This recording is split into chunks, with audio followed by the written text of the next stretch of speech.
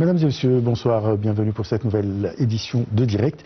On va passer en revue les dernières nouvelles locales et on va parler aussi de dernières nouvelles et évolutions dans la bande de Gaza. Nous commençons par cette nouvelle où le président Abdel Fattah el-Sisi a reçu aujourd'hui le président de l'autorité du canal de Suez, l'amiral Osama Rabia, et le président du conseil d'administration de la société de construction navale de la mer Rouge, Mustafa Al-Deghechi.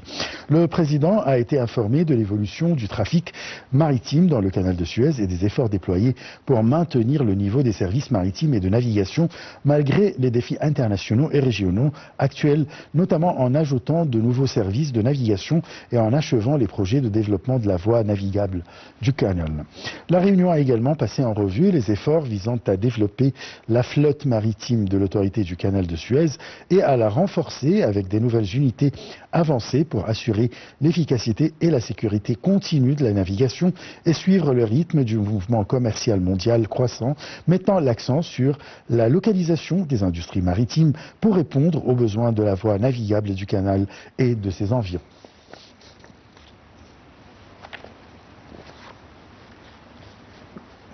D'autre part, le président Abdel Fattah el-Sisi a reçu aujourd'hui Dr Akinwumi Adesina, président du groupe de la Banque africaine de développement. Cette rencontre a porté sur les relations entre l'Égypte et la banque ainsi que sur les moyens de les renforcer, mettant l'accent sur l'importance de poursuivre le développement de la coopération dans divers domaines.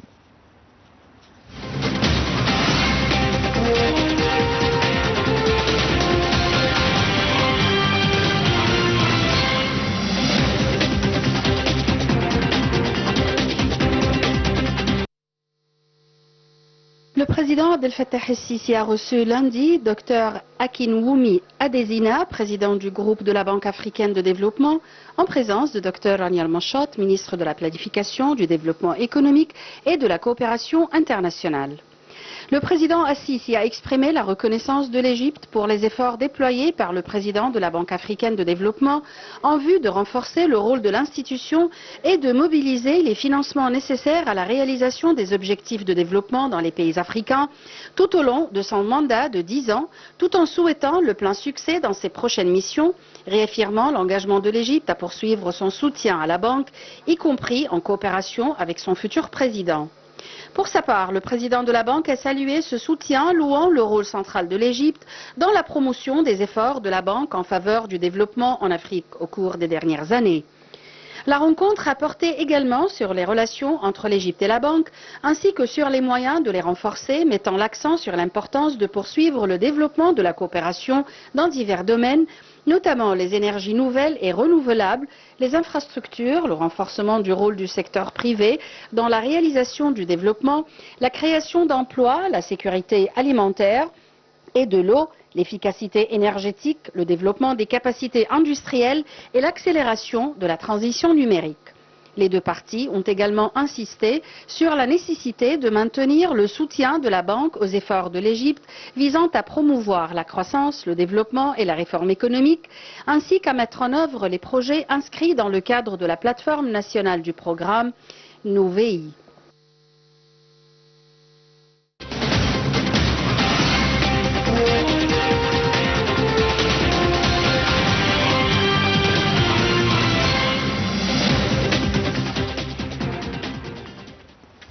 Et pour aborder ce sujet, nous avons le plaisir d'accueillir au bout du fil Dr Moustapha Tammem. Vous êtes économiste ou expert en économie. Bonsoir.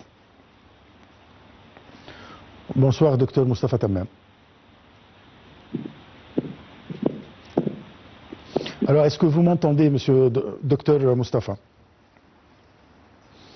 Alors, apparemment, il y a un problème technique. On va essayer de rejoindre Dr Moustapha Tammem. Et on va discuter de ce sujet au fur et à mesure. Alors, je rappelle que le sujet, c'est sur la rencontre entre le président Abdel Fattah el-Sisi et le président de la Banque africaine de développement. Docteur Moustapha Tammem, vous m'entendez? Alors, je vous entends très bien. Est-ce que vous m'entendez? Alors, il y a toujours un problème technique et on va essayer de rejoindre monsieur le docteur Moustapha Tammem. Et je rappelle que le président Abdel Fattah el-Sisi a reçu ce matin le président du groupe de la Banque africaine de développement en présence de docteur Rania El-Machot, ministre de la planification, du développement économique et de la coopération internationale. Un très grand rôle joué par la Banque du développement africaine ou la Banque africaine de développement concernant surtout le financement des infrastructures dans les pays africains, la transition vers l'énergie verte et voilà une coopération, une grande coopération qui unit ou relie l'Égypte et la Banque africaine de développement concernant toujours le financement de grands projets dans tout le continent africain. Alors, docteur Moustapha Tammem, vous m'entendez? Bonsoir. Bonsoir. Parlez-nous de l'importance et du rôle de la Banque africaine de développement. Certainement, la Banque africaine joue un rôle très très important pour le développement des pays africains. Peut-être l'Égypte joue un rôle très important dans le continent africain. Ça a pris un pas pour développer ces pays-là.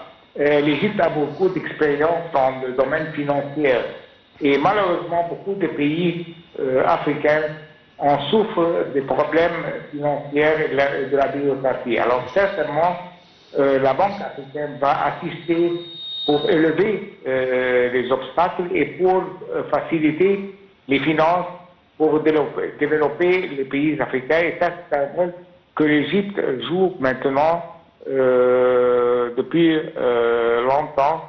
On a donné beaucoup de pouvoirs et d'importance pour développer les pays africains.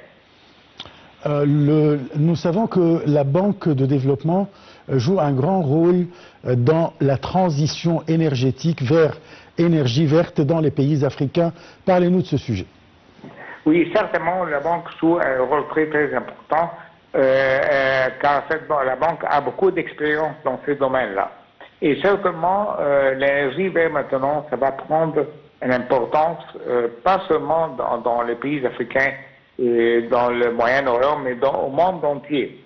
Alors certainement, pour avoir cette technologie, on a besoin d'un expert dans ce domaine-là, et la Banque a beaucoup d'expérience dans ce domaine-là, et peut-être ça va assister beaucoup de pays pour développer et donner la technologie et peut-être assister les employés pour avoir une idée comment on va se prendre sur ce sujet-là. Ça, c'est très très important. Le président a rendu hommage au président de la banque qui quittera son poste et qui sera remplacé par un autre président. Est-ce que ça pourrait changer quand même les activités de la banque? Non, moi je pense que ça ne va pas prendre place parce que la stratégie de la banque ne va pas changer. Et si on change les personnels, ça ne donne pas une idée qu'on va changer la stratégie. La banque va continuer son rôle comme elle joue son rôle là.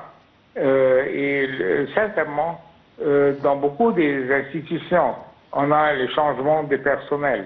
Et ça ne va pas dire qu'on va changer la stratégie de cette institution. Alors la stratégie va être la même et le banque va jouer un très important rôle dans ce domaine-là. Je vous remercie beaucoup, Dr Moustapha Tammem.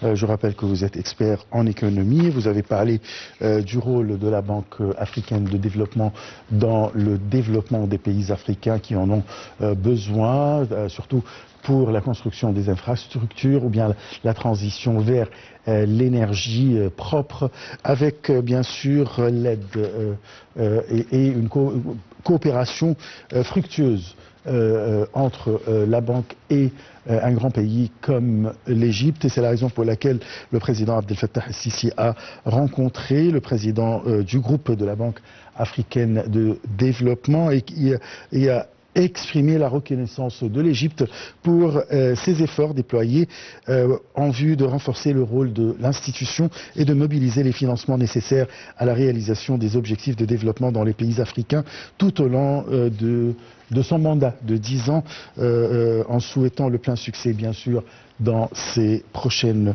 missions, avec un engagement de la part de l'Égypte à poursuivre son soutien à la banque, y compris en coopération avec son futur président. Je passe à un autre sujet. Il s'agit d'une cérémonie qui a été organisée à l'occasion du 10e anniversaire du lancement du programme Takaful wa Karama, ou Solidarité et Dignité, une cérémonie à laquelle ont assisté le Premier ministre Mostafa Madbouli et la ministre de la Solidarité sociale Maya Morsi, et d'un nombre de ministres, de gouverneurs, de députés et des représentants de la Banque mondiale et des agences onusiennes.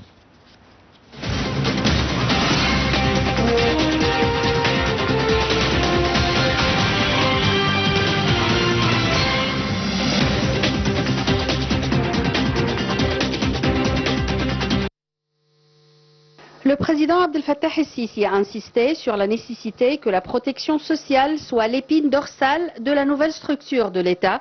C'est ce qu'a déclaré le Premier ministre Dr Mostafa Madbouli lors d'une cérémonie organisée à l'occasion du 10e anniversaire du lancement du programme Takaful wa Karama, ou Solidarité et Dignité, en présence d'un certain nombre de ministres, de gouverneurs, de députés et de représentants de la Banque mondiale et des agences onusiennes. Depuis son lancement, le programme Solidarité et Dignité s'est focalisé sur une approche scientifique, en s'appuyant sur des études sociales approfondies et des cartes de la pauvreté, a-t-il ajouté, rappelant que le programme a développé pendant 10 ans des mécanismes ciblant certaines classes et des mécanismes de vérification, devenu ainsi l'un des programmes d'aide financière les plus importants au monde et au Moyen-Orient.